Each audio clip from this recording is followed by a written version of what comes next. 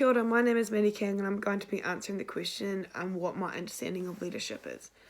Back in school, I didn't really know myself, or at least didn't have a good relationship with myself at all. It wasn't until I left school and started meeting different personalities and began understanding the world a bit differently is when I would look back into the past and realise that leadership in high school was very corrupt for me. It wasn't until I sort of stepped back and realised how much physical appearance, materialism, influenced kids to look up to like those types of kids or the cool kids. That I would realise how corrupt my understanding of leadership actually was back then. I would always bow down to the people who thought they were better than me, or dressed better than me, or looked better than me, only to understand now that that is not what leadership is at all. I would give them this power over me and follow them because I was afraid of isolation and exclusion from my friends and my peers and my community and my school. That to me was the kind of leadership I experienced in high school, especially in my earlier years such as Year 9 and 10. My views were so close-minded and I felt like I was being controlled by these people, to be honest, with fear. However, like I said before, once I left school and I started finding out new things about myself, while also beginning to understand my weaknesses, strengths, and began to think that it is much more than confidence, materialism, and physical appearance to make someone successful in being a leader of people. I understand a completely different definition of leadership after this past year and a half.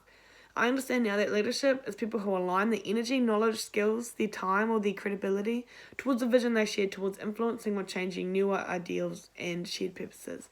They do what needs to be done to be able to perceive the situation as better in the future than what they're experiencing right then and there. I want to talk about the leader first, as without the leader there is no leadership, obviously. For me anyway, I think a leader must be wise. A leader must have made mistakes for them to learn from and have had some life experience in the world.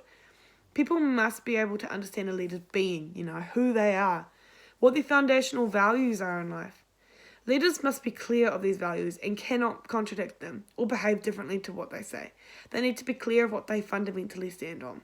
Ultimately, leaders need to have good integrity.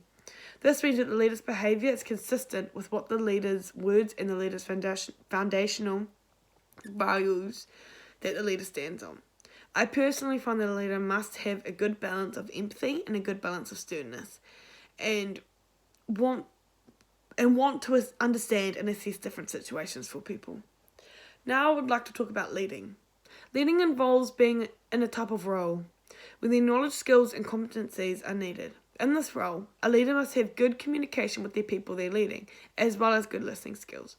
In our reading that was assigned to us in week 8 called Living and Leaving, A Legacy of Hope, Stories by New Generation Pacific Leaders, excuse my language, my pronunciation, written by Billy Fittle. He talks about his experiences of leading and taking on new responsibilities. Billy describes that he respected the responsibilities entrusted to him and honoured his work obligations, which is something that I have never really thought about doing. I always sort of work as a burden and had very little respect for doing things entrusted to me. It wasn't until I actually read this reading until my mind was really open to hard work and to determination. The need to take things seriously of what you've been entrusted in to help others. Which brings me to another important leadership role, which is to serve the community and others, to be humble and to help people.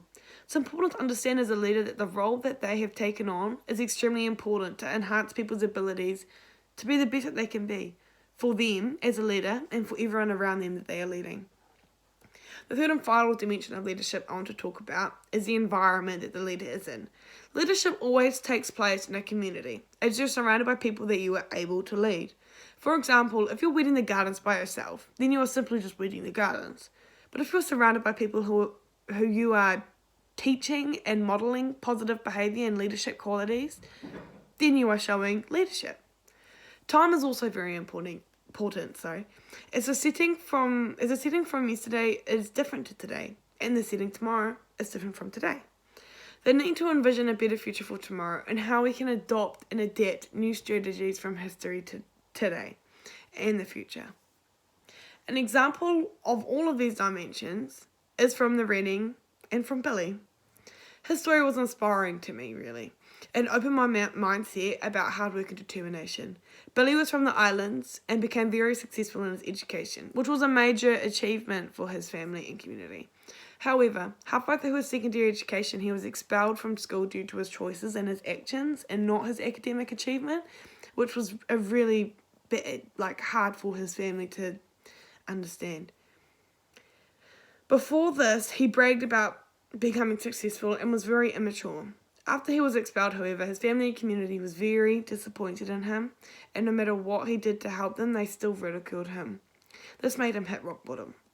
However, because of these life experiences, he was able to learn, he was able to humble himself, and he realised the need to change, He made the biggest mistake he could and managed to come to a realisation that he wanted to change and didn't want to be labelled as a deviant anymore.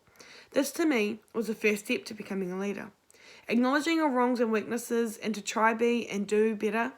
He was not scared of failure because he had already been in the worst position that he possibly could have been in. Billy inspired me about leadership and made me realise that everyone makes mistakes and that nobody is perfect. It takes life experiences, realisation, hard work, respect, communication, following your life morals, honesty and humility, following life goals selflessly, which what contributes to being a great leader. Thank you for listening.